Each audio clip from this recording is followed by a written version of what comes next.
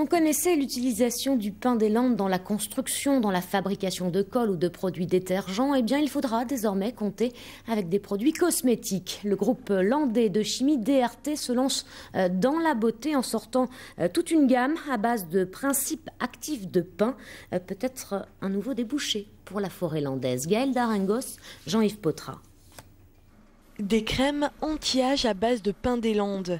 Il aura fallu 5 années de recherche au groupe DRT pour élaborer cette gamme autour d'une molécule, l'OPC, l'oligoproanthocyanidine de pain. Ce principe actif issu de l'écorce du pain maritime sert essentiellement en cosmétique pour des propriétés anti-âge.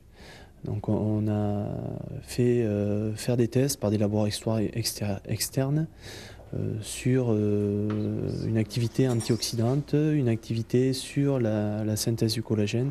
Récupérée dans les scieries, traitée, l'écorce de pain maritime libère ses vertus sous forme de cette fine poudre.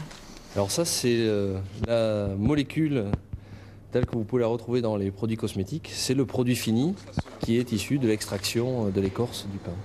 Les crèmes de beauté, c'est un nouveau débouché pour l'exploitation du pain des Landes. La cosmétique, c'était un milieu qui était connu par DRT. Après, vous avez raison, c'est un pari qu'a lancé le groupe avec cette nouvelle molécule qui a, comme je l'ai dit, 3 propriétés qui sont extrêmement intéressantes et qui peuvent amener par leur technicité, par l'aspect d'extraction végétale, par leur végétalité, une véritable innovation sur le marché des cosmétiques. Sous le nom d'Ixi, la marque veut faire sa place dans les rayonnages des pharmacies françaises et elle exporte.